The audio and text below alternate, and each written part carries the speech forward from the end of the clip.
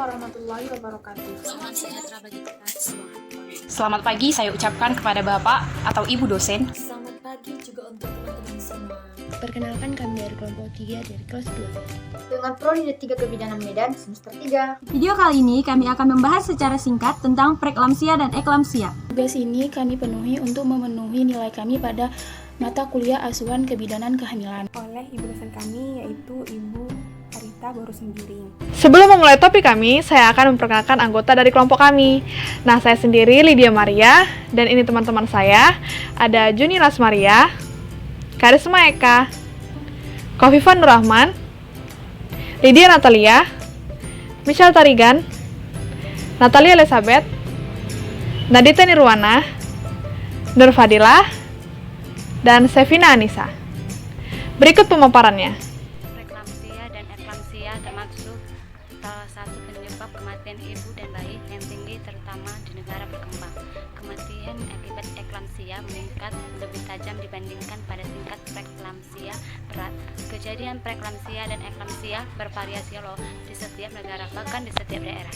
Nah, mari kita bahas bersama-sama definisi dari preeklamsia dan eklamsia berikut ini. Preeklamsia adalah timbulnya hipertensi disertai proteinuria akibat kehamilan setelah umur kehamilan 20 minggu atau segera setelah persalinan.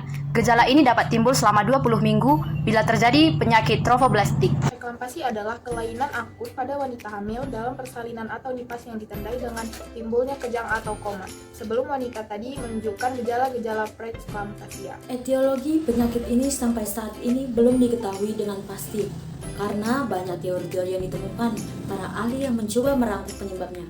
Namun teori yang sekarang ini disampaikan sebagai penyebab preeklamsia adalah teori ischemia placenta. Nah, selanjutnya yang pertama ada gejala preeklamsia. Gejala dari preeklamsia ini yaitu yang pertama ada tekanan darah sistolik lebih besar sama dengan 160, 2 tekanan darah diastolik lebih besar dari 110, 3 peningkatan kadar enzim hati atau ikterus, 4 trombosit kurang dari 100.000 per milimeter, 5 oliguaria kurang dari 400 ml per 24 jam. Yang keenam ada proteinuria 3 liter, yang ketujuh nyeri epigastrium, kedelapan skotoma dan gangguan visus lain atau nyeri frontal yang berat, yang kesembilan ada perdarahan retina, ke-10 ada edema pulmonium, dan yang ke-11 ada koma. Gejala eklamsia.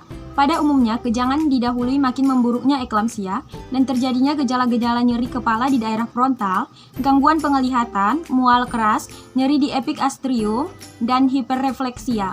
Bila keadaan ini tidak dikenal dan tidak segera diobati, akan timbul kejangan terutama pada persalinan.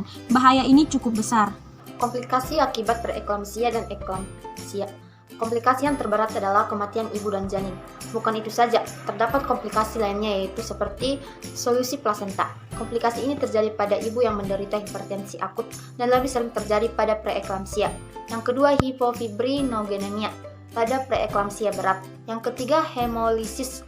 Penderita dengan preeklamsia berat kadang-kadang menunjukkan gejala klinik hemolisis yang dikenal dengan ikterus. Belum diketahui dengan pasti apakah ini merupakan kerusakan sel-sel hati atau destruksi sel-sel darah merah. Nekrosis periportal hati sering ditemukan pada autopsi. Penderita eklamsia dapat menerangkan ikterus tersebut. Lalu yang keempat yaitu pendarahan otak. Komplikasi ini merupakan penyebab utama kematian maternal penderita eklamsia. Yang kelima, kelainan mata, kehilangan penglihatan untuk sementara yang berlangsung sampai seminggu. Lalu yang terakhir, edema paru-paru. Preeklamsia berat masih menjadi salah satu penyebab tingginya angka kesakitan dan kematian. Hasil penelitian ini menunjukkan kadar albumin dan total protein serum di bawah batas normal pada preeklamsia berat early onset. Oleh karena itu, kejadian preeklamsia berat bayi early onset ataupun late onset harus dicegah.